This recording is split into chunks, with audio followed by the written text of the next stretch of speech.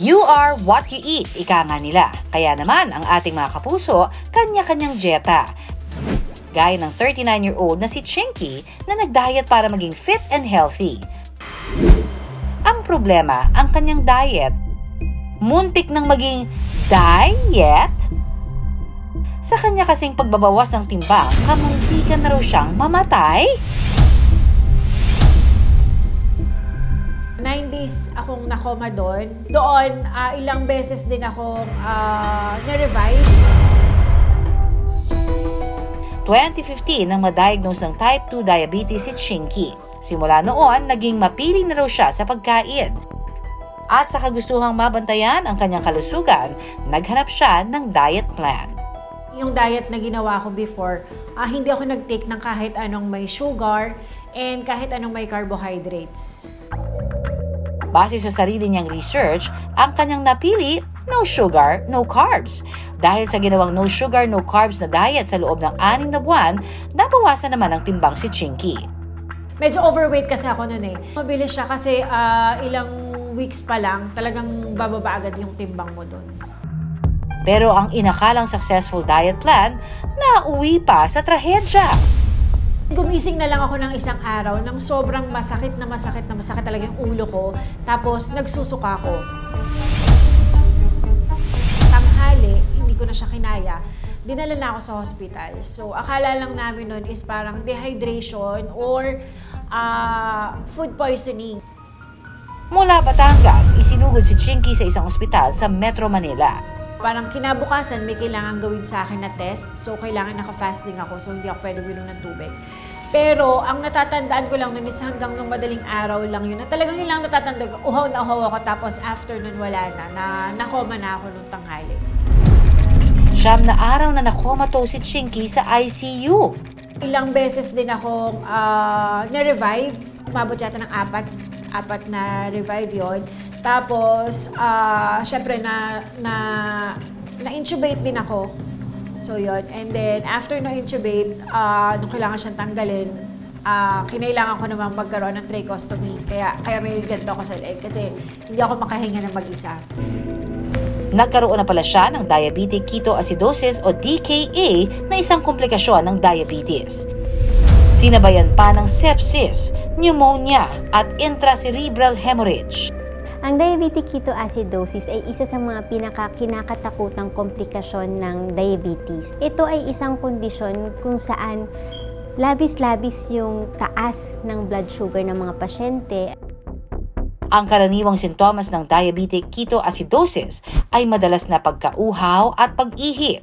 Kapag hindi naagapan, pwede pang makaramdam ng pagkahingal, sakit ng ulo, paninigas at pagsakit ng kalamnan, pati na pananakit ng tiyan at pagsusuka. Usually, nanggagaling yun dahil ang pasyente kakatiting na lang yung insulin sa katawan. Pag nagsama-sama, yung mataas na blood sugar, dehydration, build up ng acid sa katawan, yun ang nagkukos ng diabetic ketoacidosis. Mga kapuso, life-threatening ang sakit na DKA. Ang pagkakaroon kasi ng high levels ng ketones ay posibleng makalason sa ating katawan.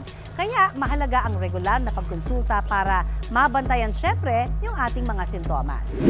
Yung ketones, ito yung parang chemical sa body na parang byproduct pag sobra-sobra yung breakdown ng fat sa katawan. Pag excessive or labis-labis ang pag-breakdown ng fat sa katawan, dumadami yung production ng ketones sa katawan.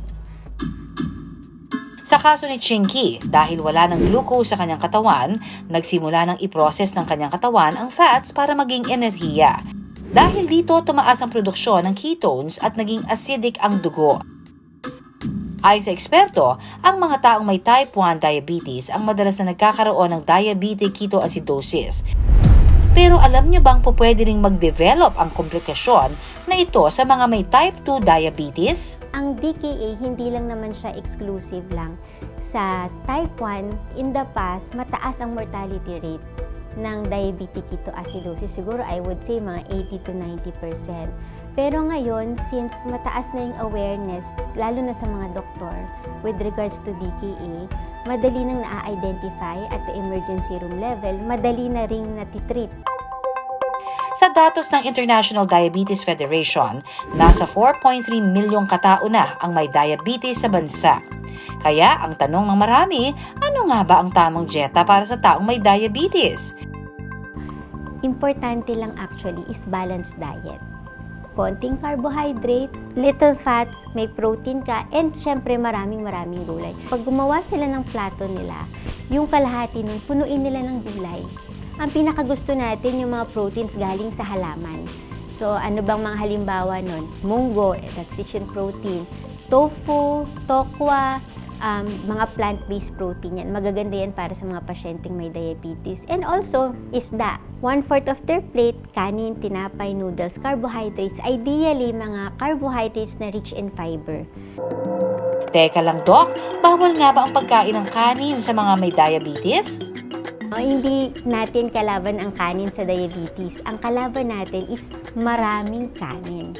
Just the right amount of carbohydrates, pwede pa rin in patients, pwede pa rin maka-achieve ng magandang glucose control. Hindi din po bawal ang fruit sa mga pasyenteng may diabetes, no?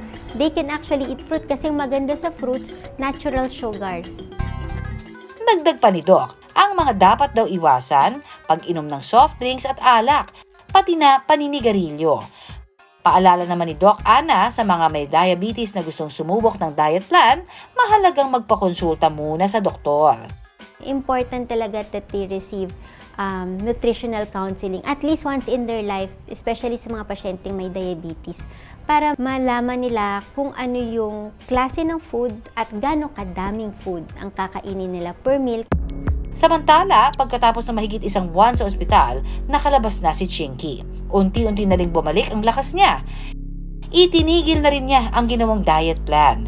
Kaya from no carbs, no sugar, balancing carbs na raw at balancing sugar. Binago ko nga is, syempre una-una sa pagkain. Totally iniwasan ko yung mga pwedeng iwasan na pagkain, hindi lang yung matatamis. Aminado si Chinky na tumigil siya sa pag-inom ng maintenance bago ma-ospital. Nalaman kong diabetic ako, parang naggamot ako noon, pero hindi ganun katagal. Kaya ngayon, lesson learned na raw ang nangyari. Gamot talaga, importante. So kung ano yung mga nakareseta, kailangan yun yung iti-take ko. And may regular check-up na ako ngayon. Paalala niya naman sa mga kapwa niya lumalaban sa sakit na diabetes.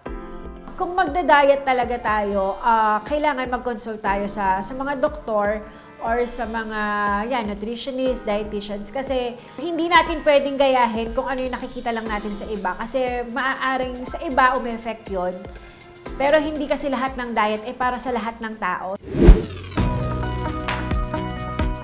Mga kapuso, hindi basta-basta ang pagda-diet. Kailangan pa ring akma ito sa kondisyon ng iyong katawan.